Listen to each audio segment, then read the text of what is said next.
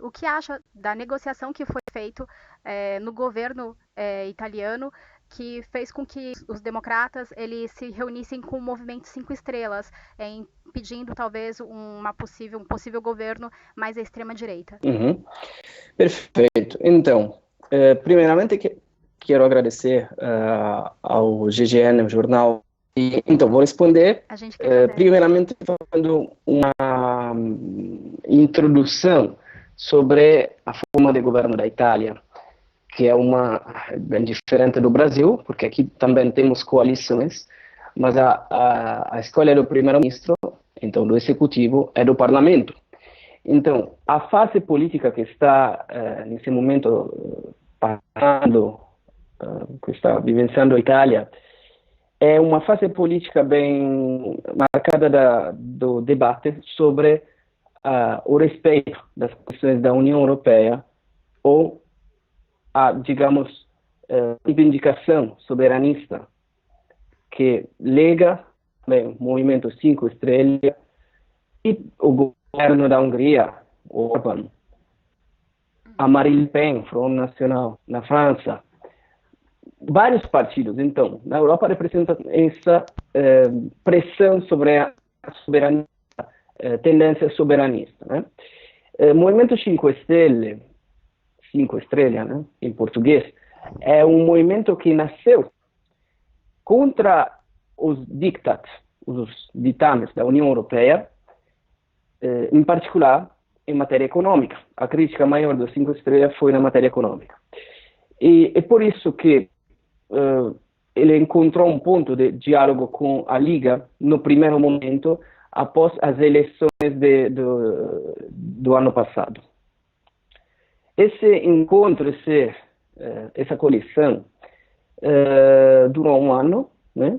Um pouco mais de um ano, e agora, Cinco Estrelas, que são a força maioritária, o grupo parlamentar maioritário dentro do parlamento italiano, ou seja, maioria relativa, né? Vou precisar, maioria relativa, eles estão com 34% dos votos.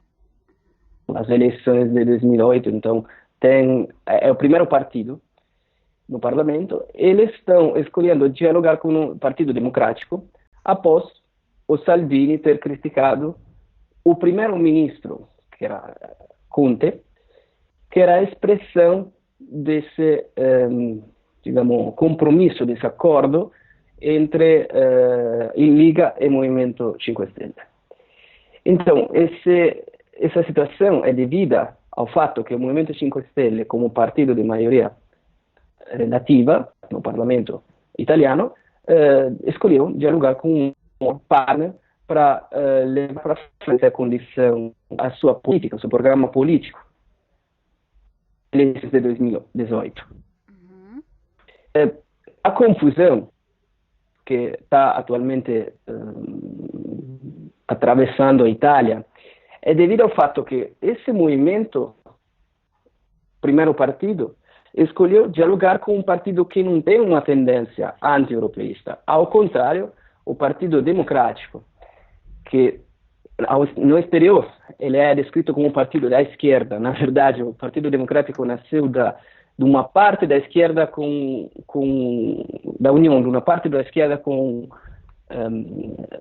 os partidos de centro, da velha democracia cristã. Então, é um partido que tem tendência democrática, respeitosa das coisas sociais, mas bem longe de ser uma esquerda como no Brasil se descreve a esquerda.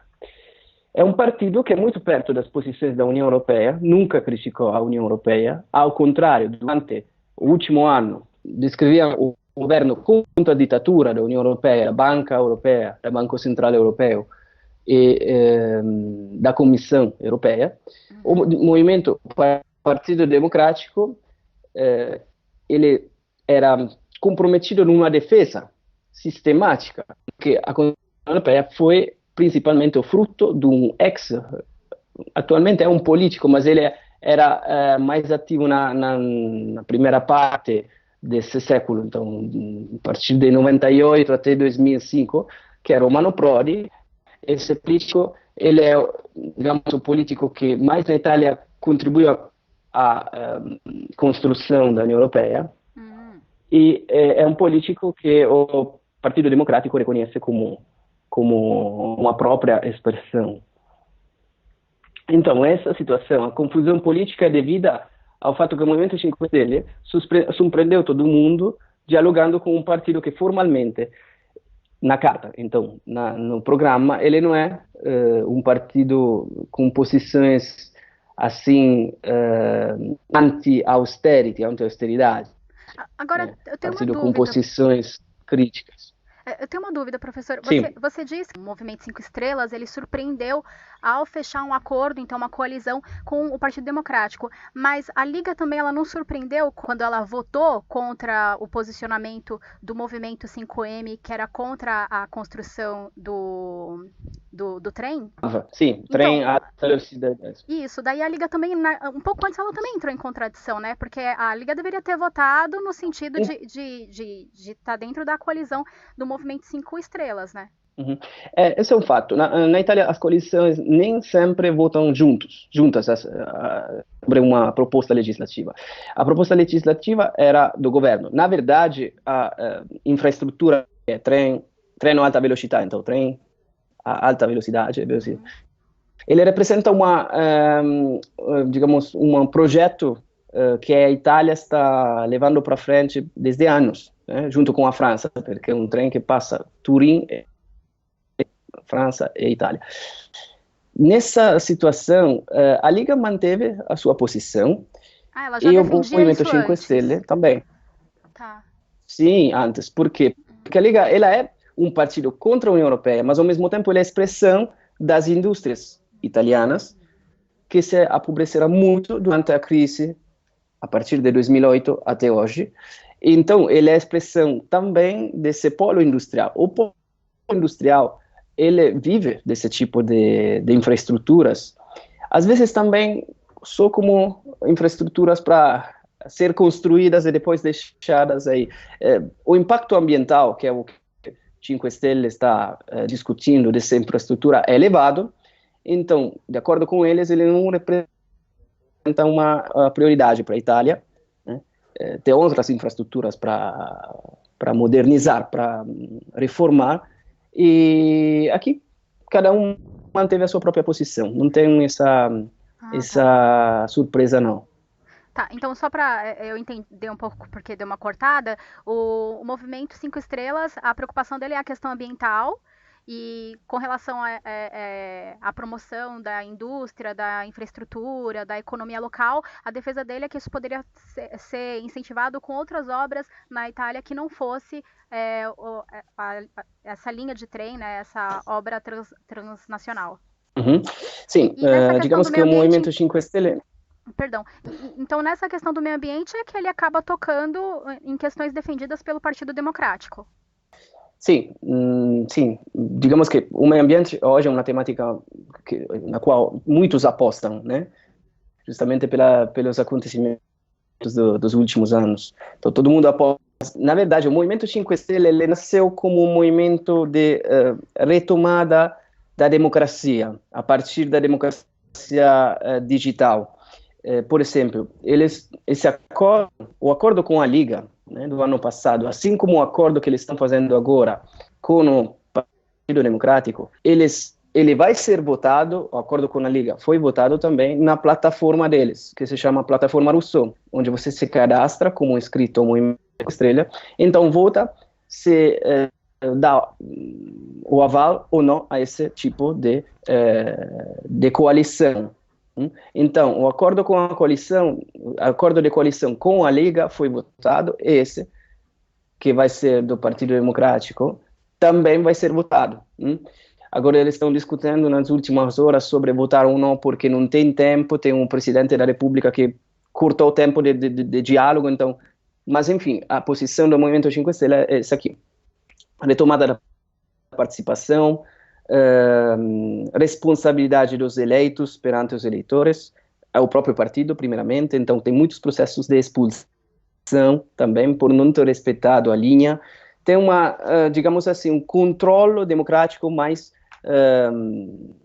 mais forte, mais intenso do que dentro de outros partidos.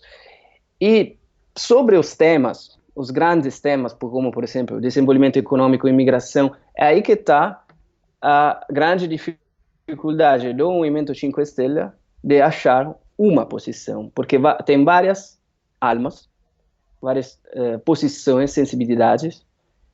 Essas sensibilidades saem de vez em quando, justamente por ser um partido muito jovem, então ainda não estruturado. Eu não sei se vai ter tempo para estruturar, mas ele ganhou, digamos, sua força com palavras como transparência, luta à corrupção, democracia digital, levar ao parlamento pessoas, cidadãos que não têm experiência política, justamente para a ideia dele de não reproduzir a velha classe política. Sim, pelo tema da renovação, né? Isso produziu a renovação, isso produziu um problema, que essas pessoas, nenhuma tem na maioria das pessoas que estão no parlamento, que representam os parlamentares do Movimento 5 Estrelas, eles não têm um forte protagonismo, eles não têm uma capacidade de se impor perante os velhos políticos. Os velhos políticos são, digamos,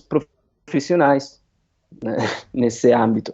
Eles não são profissionais, eles fizeram muito, e tem várias pessoas, tem vários exponentes, representantes do Movimento 5 Estrelas que estão, digamos, que ganharam uma certa importância no debate político, mas a percepção geral é que eles não conseguiram transformar os ideais em, digamos, prática política concreta, porque dentro do parlamento eles são, sim, a primeira força política, o primeiro partido, mas não tem a maioria sozinha. Então não tem capacidade de articulação, justamente porque falta essa experiência institucional ao Movimento 5 Estrelas.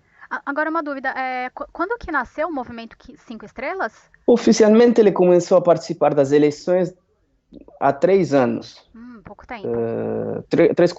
4 anos, pelo menos. Em 2014 eles já estavam lá participando das eleições de 2014. E a Liga, ela vem também dessa nova onda da população querer renovação política?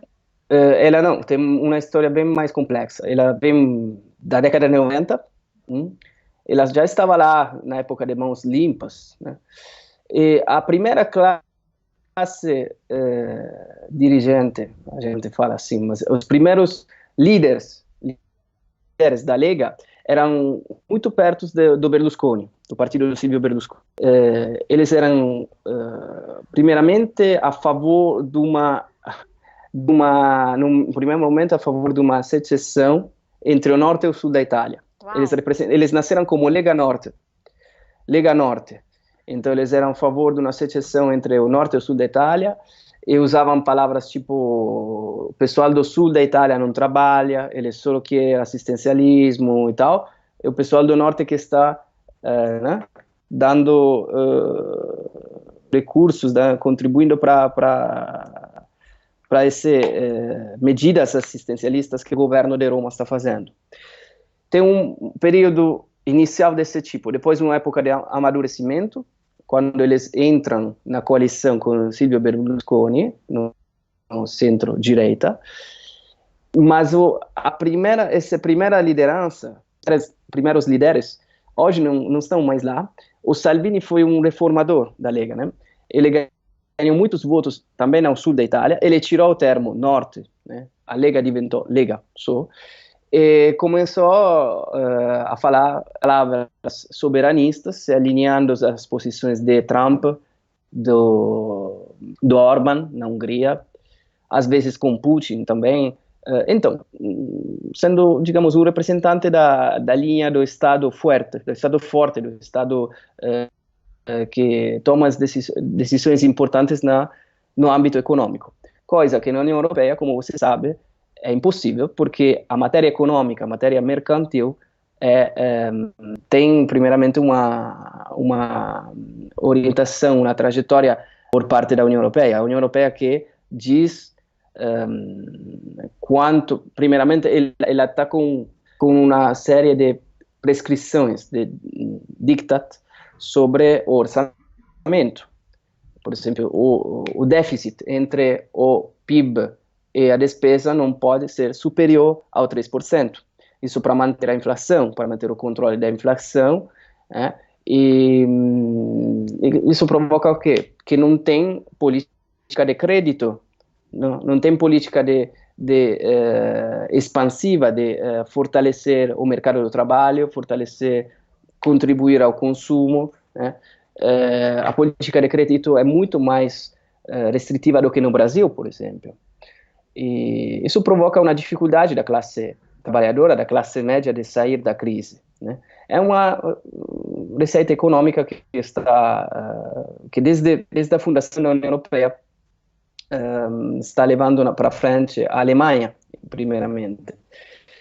E é com isso que a Lega se posicionou no quadro político europeu como um dos partidos que atualmente, dentro do mesmo Parlamento Europeu, são partidos soberanistas, anti-austeridade e, ao mesmo tempo,